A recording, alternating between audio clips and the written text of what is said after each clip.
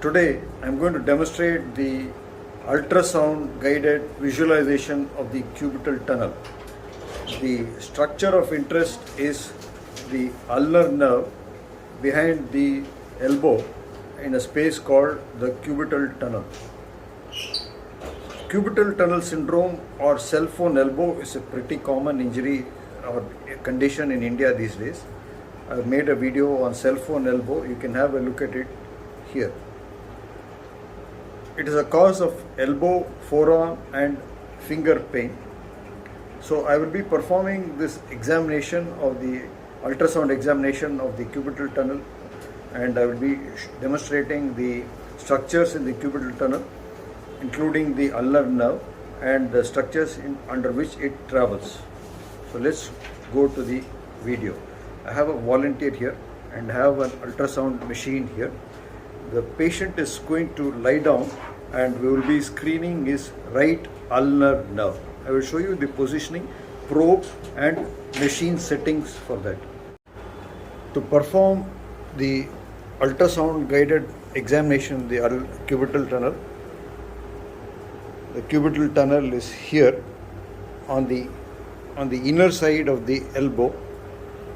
There is a funny bone of the humerus here. This is called as a medial epicondyle, and at the back you have the olecranon process, which is the top end of the ulna.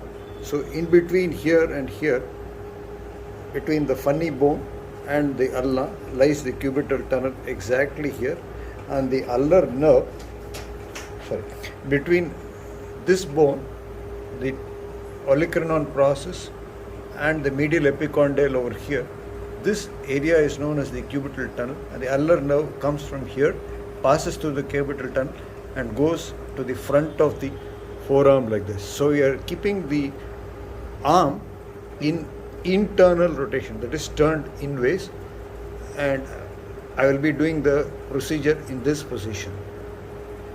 The cubital tunnel evaluation is done with the elbow in extension or in the fully straight position, for the reason that when one flexes the elbow like that, there is a natural tendency for this nerve here to be compressed beneath a structure.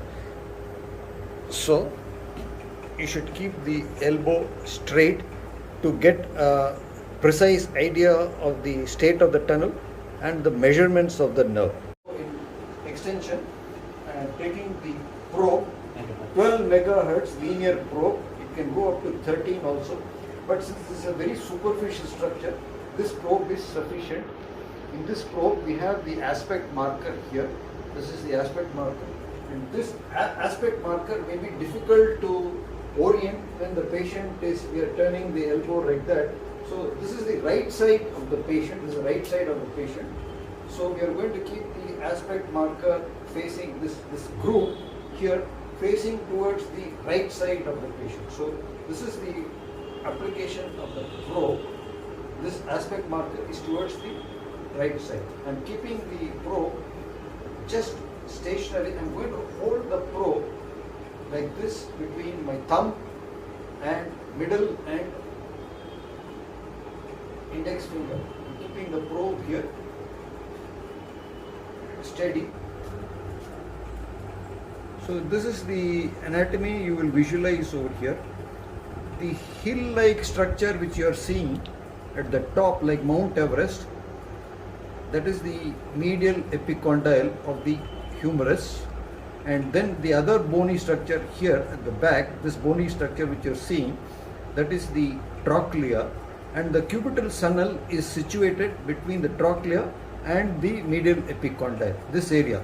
So we are here, and here the structure of interest, if we keep the orientation of the probe correct, you see an opaque, radio opaque or hyper intense structure over there. That one. That is the Osborne's ligament.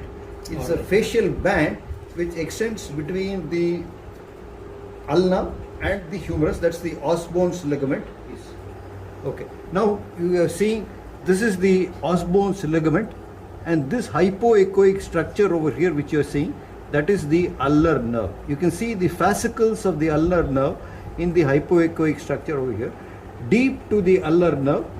On this side, you have the deep part of the medial collateral or the ulnar collateral ligament. Now, if you keep the probe here and move the probe slightly distally into the forearm, you are seeing two hypoechoic structures with a starry sky pattern. Freeze pannunga. This one is the muscle flexor carpi ulnaris. You are seeing starry sky because this is the night sky with lot of stars. And this muscle, this is also part of the same muscle, flexor carpi ulnaris.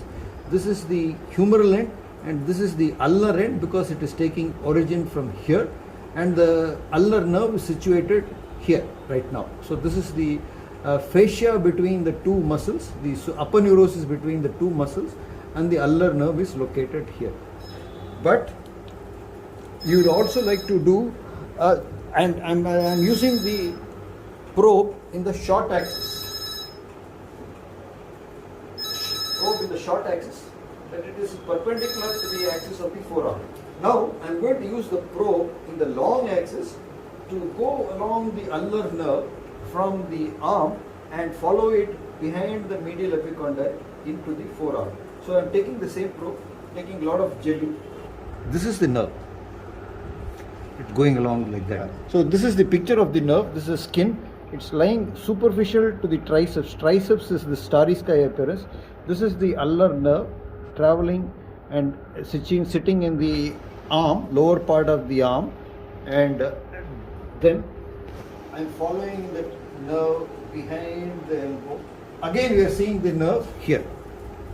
This is the nerve. So this is the nerve in the long axis, whereas in the short axis, this is the nerve in the short axis. This is the os bones ligament, which is a facial band extending between the medial epicondyle and the bone. This is the trochlear, the olecranon process.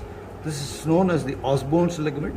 This deep, this hyperechoic structure here, deep to this, is the deep part of the ulnar collateral ligament, and this hypoechoic area with the fascicles here, whitish fascicles, that is the ulnar nerve. So in normal measurement, so roughly 3 millimeter.